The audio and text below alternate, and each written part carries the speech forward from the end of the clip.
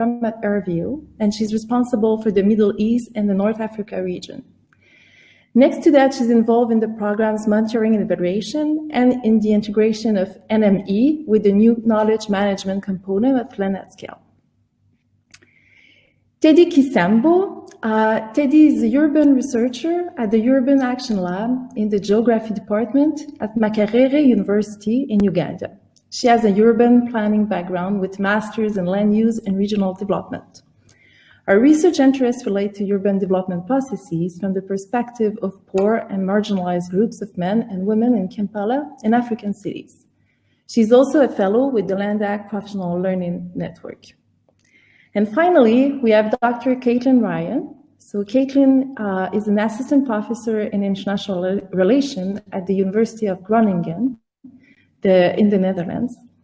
Her work focuses on the gender, political, and economic dynamics of post-war recovery. In recent years, she's focused on the politics of land deals for agribusiness in northern Sierra Leone, and our current project examines the implementation of land reform in Liberia and Sierra Leone, and what this means more specifically for women's participation in decision-making around land issues and their land rights. So to start the discussion, I'd like to propose two questions. So how do you think the multiple and intertwined crises we're facing are redefining pressing challenges we're facing to make land governance fairer and more sustainable? We'll divide the discussion in two rounds. So for the first round, everyone will have about 4 minutes to speak. And then the second round, again, everyone will have 4 minutes.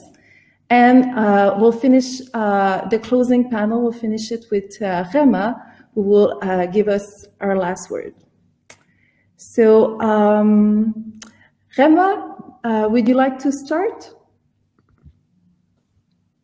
Yeah, sure. I'll start. And yeah, it's a real pleasure to join this closing panel at the LANDac conference as a prior LANDac conference organizer. And I'm really glad that as a program advisor for the Dutch government, that allows me to still be a part of this network.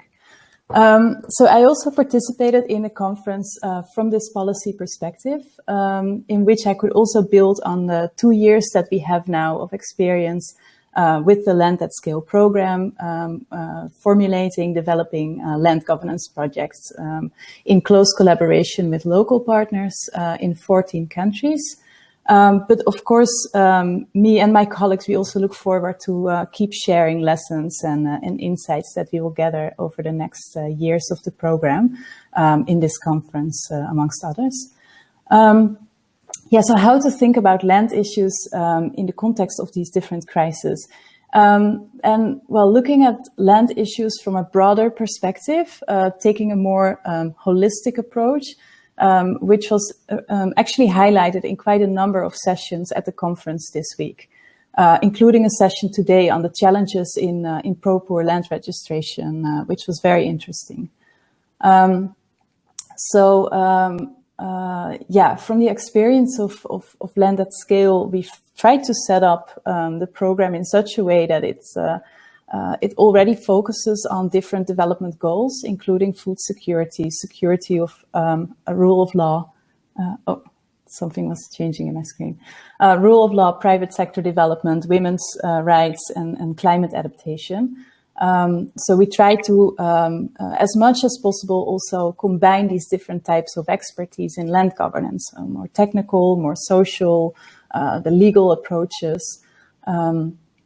And also something else that we're doing in the project is that we're trying to build as much as possible also onto other projects and programs ongoing in countries. So we often have, for example, food security projects, which are already being funded by our embassies in the countries, and then we try to, as much as possible, also link up with the land governance interventions there. Maybe one more thing to add here is something I also heard coming back a few times was the focus on perceived tenure security in the context of crisis, using perception also as a way to measure tenure security, which more also takes into account the context in which we are working.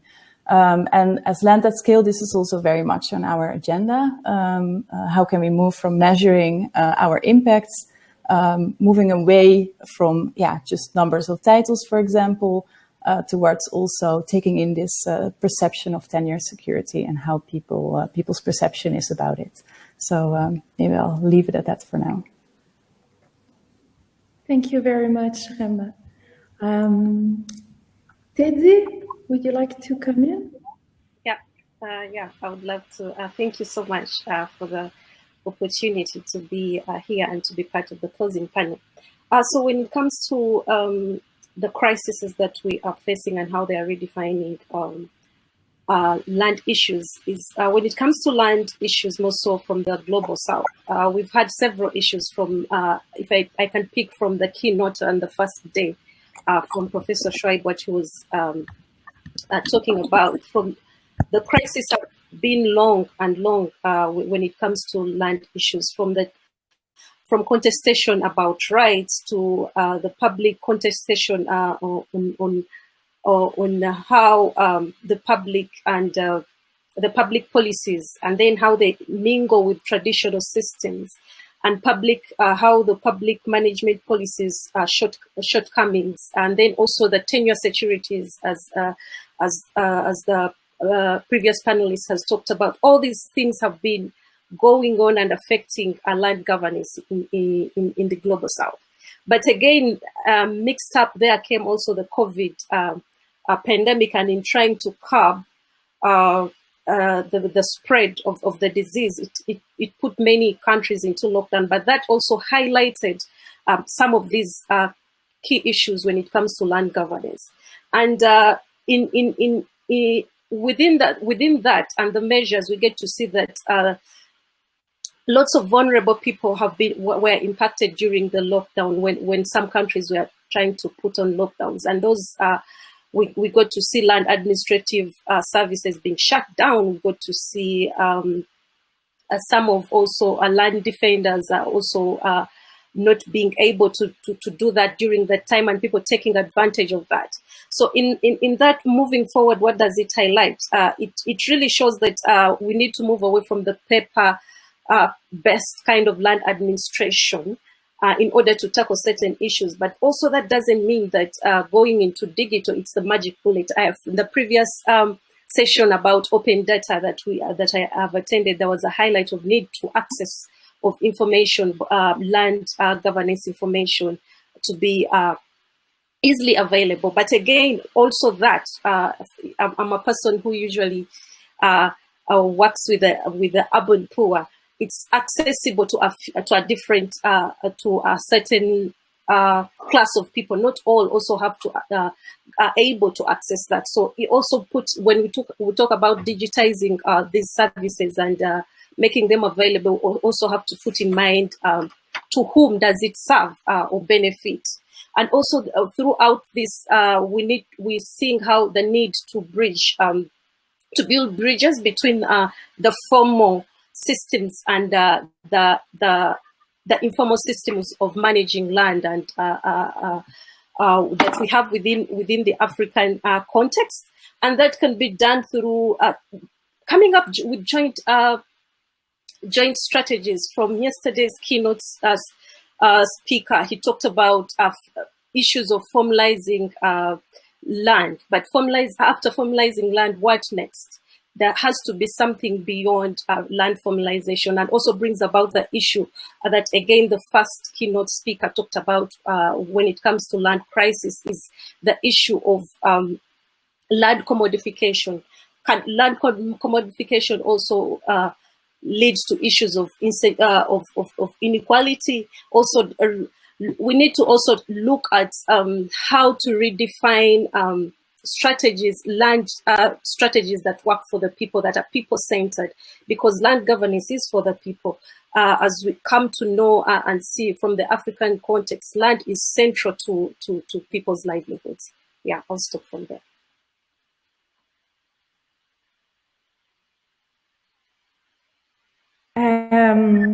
It's also interesting that you're speaking about the power relations in relation to formalization and all those crises. So, Caitlin, would you like to step in? Yes. Yeah, I would begin again by saying that I'm really grateful to have this opportunity to speak in the closing session. And I'm really glad that Teddy actually went before me, because she very eloquently said some things that I will probably say slightly less eloquently. In relation to the question of how do multiple and intertwining crises necessitate a redefining of how we think about land issues, I'm not actually sure that crisis or crises should be what is defining how we think about land issues, because this suggests that these events, whether they be climate change, climate catastrophe, COVID, etc., are a moment of rupture in an otherwise forward-moving trajectory. I do appreciate that some analyses of the COVID crisis, for instance, have pointed to how this lays bare all of the inequalities that were pre-existing the COVID pandemic. But I think this in and of itself is indicative of a particular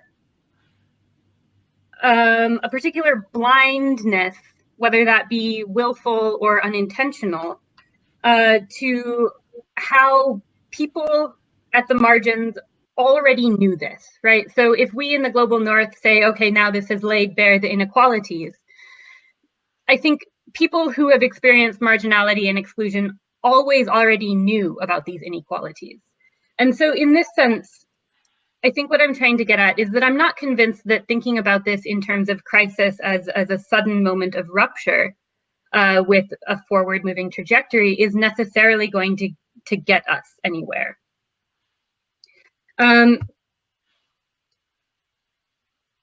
Because this, I think, then allows us to diverge from the questions of what has been going on all along, and how can we get at the roots of the inequalities and structural exclusions that have always been there. I think what we could consider then is not what needs to be redefined in land issues, but firstly to consider, what do we mean by a sort of normal politics that we keep talking about returning to normal? What do we mean by normal politics? And what do we mean by exceptional politics, a moment of exception? And who gets to make the determinations of what is normal and what is exceptional, what is acceptable for us to ignore when the global north is not in crisis? And yeah, I guess I'm diverging a little from the question of should we redefine land issues, to say that I think rather we should be thinking critically about what do we deem to be a normal way of a normal acceptable way of governance. I'm going to leave it there because Teddy also said so much of what I wanted to say about this question of asking who is benefiting and how. Thank you. Actually, it's it's super interesting, and I think you're posing a question that is very relevant, especially given all those panels we've been attending during the conference. So I'm slightly diverging from the question, but I'd like to use your concept of normal politics, because now we're in extraordinary politics because of all those crises. So it's the way we're thinking about them. But maybe I'd like to get your views to how can we make normal politics associated with land governance fairer and more sustainable? So what are your lessons learned during the different panels of this conference? Gemma, would you like to start? Yeah, sure. I feel that sometimes it makes more sense to first hear the academic's response, but I'll just kick off and then I can come back later. But we can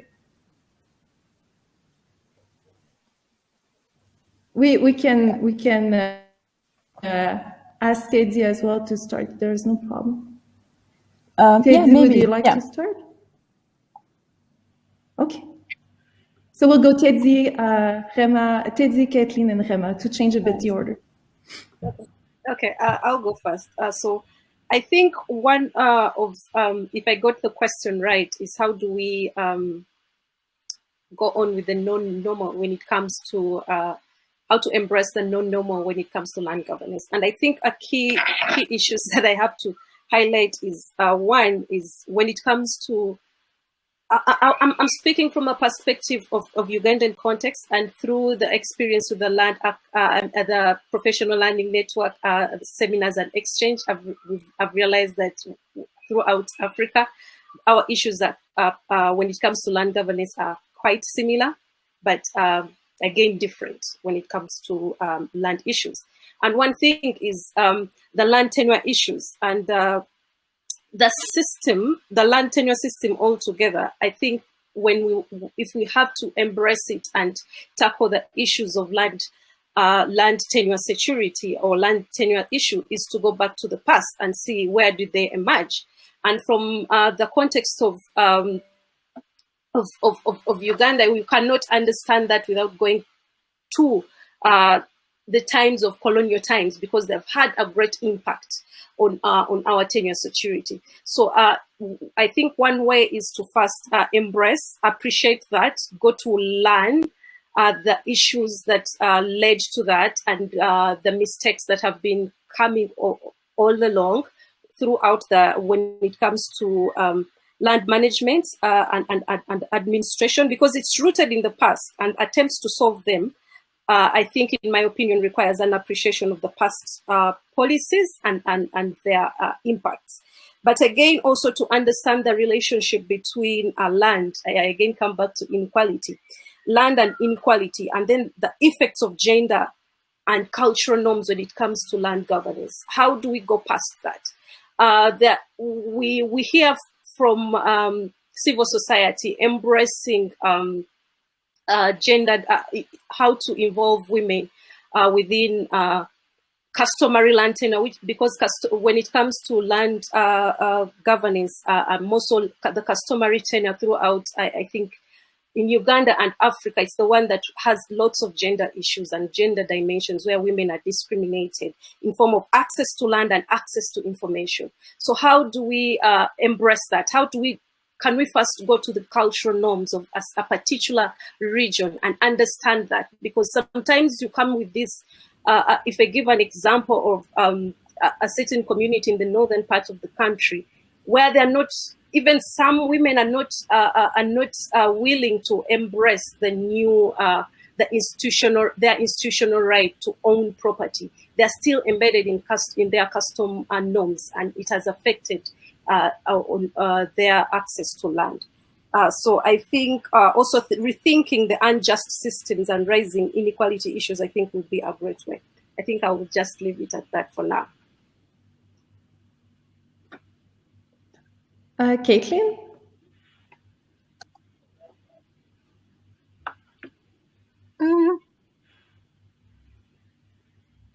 Yeah, okay. Once again, it's really hard to follow on from Teddy because she's doing such a great job of explaining these things.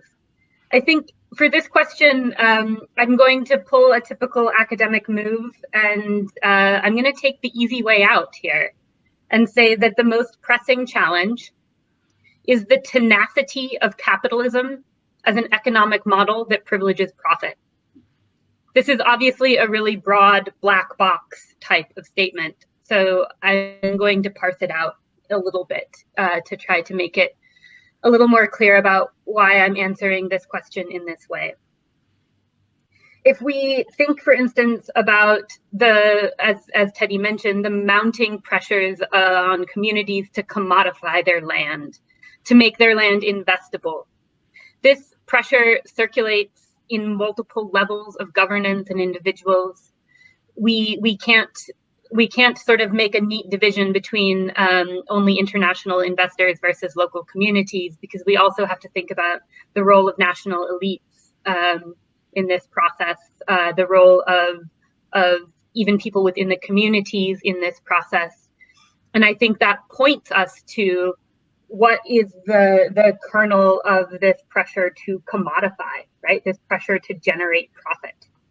We can think about it also in relation to conservation efforts, which are increasingly plugged into profit models, right? Such as REDD+ or other models of conservation that are directly linked to profit seeking.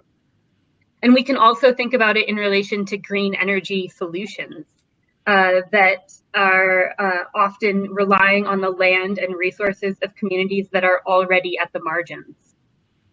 We can think about it in the way that powers in the global north are now using this language of crisis to enact further domination of people and the planet. And I think then to just come back and circle back, right? This is why I say that generally, right, amongst the mainstream, amongst the global north powers in particular, the absence of a critique of global capital as the starting point for any conversation is the biggest challenge that we are facing. And until we can overcome this absence of even just critique, I think that we will really struggle to make any kind of land governance more sustainable and more equitable. Thank you. Sure. Thank you, Caitlin. This is an overall interesting point. I don't disagree, but in the meantime, there are so many initiatives ongoing. So I don't know, Gemma, from your policy perspective, without questioning the whole capitalistic system, how do you envision making normal politics fairer and more sustainable through, for example, the Net Scale program? Yeah. I thought this would be easier to go later, but maybe it's not true. Well, I was also thinking about, because your question was also about sustainability, and what I heard coming back in several sessions was the emphasis on local networks. And in order to build something which is remaining after project funding ends, you want to build on existing networks in the country. But also now, linking back to what Teddy was saying, just as important is also to bring in as much as possible past policies and practices and learn from them, and try to move away from what has shown not to be working. We do, with the interventions, we do a thorough stakeholder assessment to try and see who's already working in the country, what is happening, and what added value could we give as a program.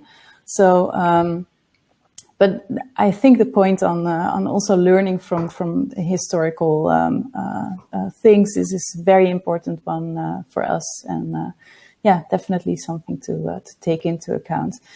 And I'm not sure if this is completely related, but I was also triggered during the presentations and during the conference of how many we heard about contexts that were very dynamic and fast changing. And I think for us as a programmatic program, it just shows how important it is to be as flexible and as adaptive as possible in implementing, or we're not implementing ourselves, but also with our project partners to try and see what is happening, how are certain project interventions working out on the ground, is there a need to do something different, or is there something in the context that is creating such a change that it requires the project also to change its course.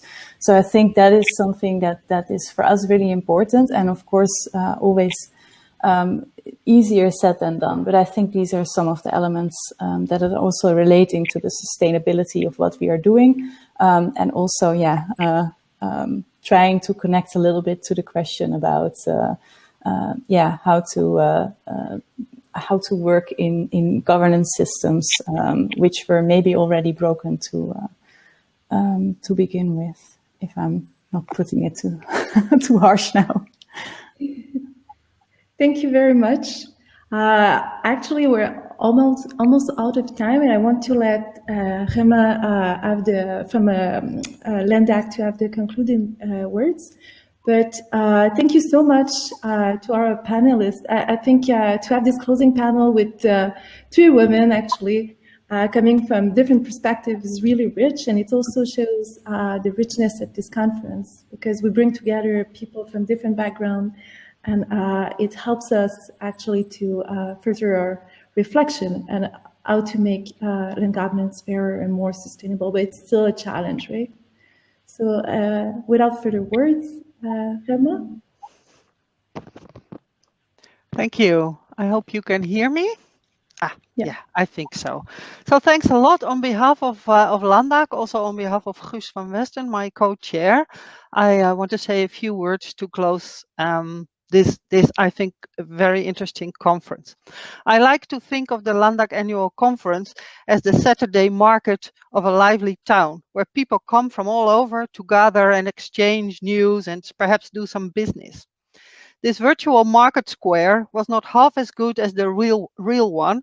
Still, I think we had rich and lively encounters. I hope you feel the same. The talk of the town this year, this edition, was the pandemic, intersecting with concerns over climate change, enduring and deepening poverty, and the reproduction of inequalities. You've taken that conversation in many different directions, and I think this very nice closing panel testified to that as well. The pandemic, like major crises tend to do, reveals the cracks in the system. But as Caitlin rightly said, some other people were well aware of these cracks all through. It disrupts our routines. It challenges our reflections. And I'm not going to summarize, also I don't have the time to. I just want to pinpoint a few things. First of all, we rediscover old questions that we find out are still relevant. We do find new layers of complexity to already complex issues. 10-year security was on my mind when I noted that down. But what we also see is bringing in new strands of scholarship into this field of land governance. And I think the bringing in literatures around crises, around disaster, has been a very useful addition that feeds and challenges our thinking. And finally, under this crisis label, we are able to make new connections between work on conflict, disaster, climate change, but also chronic crises of inequalities. So I think that has been rich on all sides. Then, that was the content part. Now I pass on to the best part, again, also on behalf of Guus, the thank yous. Dear panel organizers, it was wonderful, the ideas that you came up with, the people you were able to gather in your sessions. Organizing committee, thank you very much for the thinking all along from the start to this day. Neil and the Land Portal team that have been making sure that there is some buzz on social media around our conference, and who have been producing bulletins that hopefully you will be able to consult later on. And then finally, last but not least, Chantal, I don't know where you are, I can't see you, I can't hug you, but it's amazing what you have done behind the scenes. Some flowers should be coming your way one way or another, real ones, not virtual ones. But you, with Charlotte and Ezra and I don't know who else you've been able to mobilize. Thank you so much for finding and organizing and facilitating this virtual venue. And yeah, everybody in your own place, give a big applause to Chantal. And with this, I would like to thank you all and leave you, go back to your normal life, normal jobs, normal politics, and hope to see you again next year in whatever way possible. Thank you, and the best to all of you and your work.